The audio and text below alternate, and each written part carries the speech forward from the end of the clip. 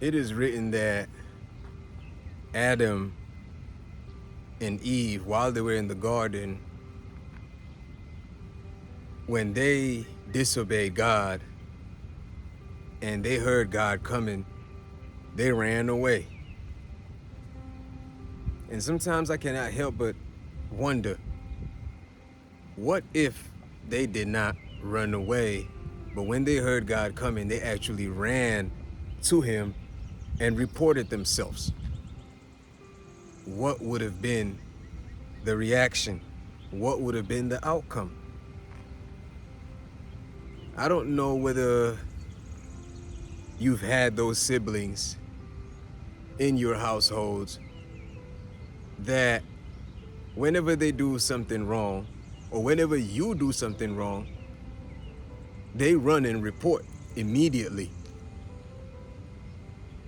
They don't wait for your parents to come back and find out. And when they report, you might get punished. You might even get punished for not even being the one who did it, but the fact that you were the older one and you were there and you did not supervise accordingly and you let that happen, now you got to get the punishment.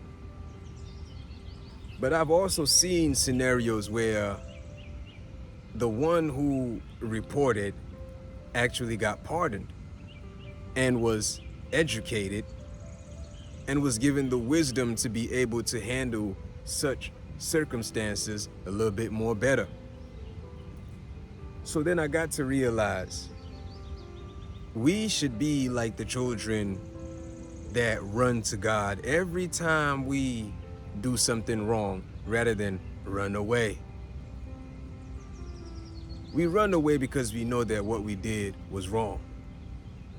My dear brothers and sisters, pardon my manners. I did not officially welcome y'all to my channel. I wanted to just go ahead and connect right away. I'm loving the wind today, by the way, and I am hoping that it is not interfering with, us connecting, because y'all already know how I do it. I like to just go right on in. And I'm gonna work on this microphone thing because I do know how it feels when you're trying to listen and then the wind is just blowing up on the microphone. We don't want that. I don't like listening to messages that come like that, but please bear with me. Today's message, I'm hoping it comes to y'all at the right time, that we should never feel like we have wronged our Father so bad that we should run away rather than running towards him and letting him know that we are aware of what we did and we know that what we did was wrong, and we would like to receive the wisdom, the knowledge to be able to avoid certain circumstances or situations from repeating itself. You think about Adam and Eve running away, like the Father did not already know that for them to even be running, that means they must have did something wrong. We run away in fear. And sometimes that which we run away from is actually that which we are supposed to learn from. Never feel like whatever it is that you have done should drift you away from your Father, from our Father. Because God is forever with us. We are the ones that drift away from him. But the thing is, him being our Father, his hands are always open, because yes, we might get disciplined, but then he disciplines us with the right hand, and with the left hand, he brings us right back in. So if we are afraid so much of discipline and not willing to subject ourselves to correction, then that means that we are just willing to keep repeating the same mistakes that actually affect us negatively. We should be willing to take the discipline. We should be willing to take the correction. And this correction comes in so many different forms. It comes to us even through our own brothers and sisters. It comes to us through the authority system that is in place. It comes through us, even through nature. Sometimes nature gets to discipline us, and we don't get to see it as in it is disciplining us, but yeah, that is how the Most High is communicating, letting us know that the level of consciousness that we're at and what we are projecting as a collective body is actually now getting nature to react, to discipline us, to get us back in shape, to get us back in structure, get us back in position, in alignment. My dear brothers and sisters, our Father is amazing. Our Father is beyond amazing. Our Father is so lovely that He designed father and mother, I'm talking about now from the biological aspect, instituting justice and mercy right from those two. We see that even when father gets to yell, when father gets to get angry, we see that mother always comes around to soften the situation, teaching us that we can tamper justice with mercy. That's why we say God is the most merciful. Our Father is the most merciful. Aren't we grateful? Aren't you grateful that we are serving a Father that is most merciful?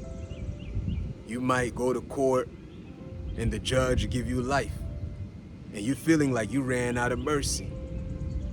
But don't forget that you do have a Father that is most merciful, ever forgiving, always willing to embrace each and every one of us. And for that, we are more than grateful.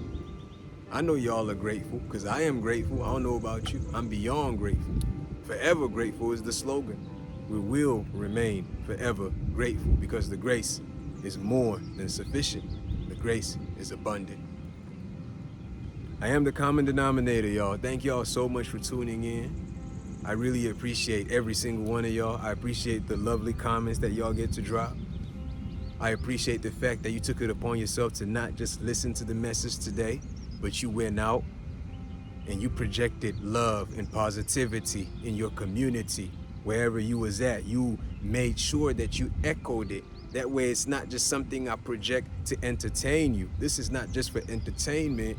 This is for us to see how the word truly is active within each and every one of us in frequency, vibrational format.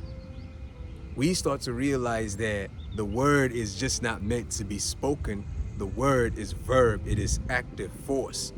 Once it hits your eardrums and you can make sense of it within your mind frame, automatically it is now echoing into your cells. You step out and be the goodness. Remember that your Father is good. Your Father loves you. He loves you so much that He gave you a human body to experience your senses. You can experience pleasure. You can experience pain. You can learn from pleasure. You can learn from pain. We can learn from each other. We can overlook. We can forgive. We can forget. We don't have to hold on to the modes of the past and keep on repeating the past. We can learn from the past. We can change prophecy. We can know what is righteous. We can know what is good, and we can manifest that collectively. We don't have to say that outcome must be because it is written. We can say, as our Father's children living in our Father's house, this is the best mode for us to coexist without having to tamper, without having to breach, without having to go against each other's free will, because life is amazing. It is a gift for each and every one of us to be in a human body. So why would we want to do onto somebody else what we wouldn't want done onto us? Is the initial question every human being must ask themselves. Be you a good person or a bad person? Be you a Satanist or a Christian? You must ask yourself, why should I project certain modes upon others that I would not want projected onto me? There is always knowledge that can help us rise from certain levels. Even if we have not attained, there are always higher levels to attain. If we need the inspiration, come to the Common Denominators channel at The Chosen's Path, and you will get the full inspiration, the full motivation that you need to step within yourself and start to do the work. Because the age is upon us. We all know it's an emanation from one. And we are all at different levels of understanding. And in the classroom, all of the students don't always understand the teacher. the same. You have some students that might end up learning from some other students, and when they take the test, they still pass it. You got the ones who hear the message live from the teacher, they get it the first time, they don't need it repeated, they take the test, they pass it. You got the ones who would hear the message over and over, they would still fail, and maybe the teacher might then have to incorporate different modes of teaching to be able to get the student to understand the lesson so they can now graduate and be promoted. This is why we must be patient with each other, remembering that our Father is patient with each and every one of us, so we ought to be patient with ourselves and patient with each other. My dear brothers and sisters, I'm gonna go ahead and cap it at that.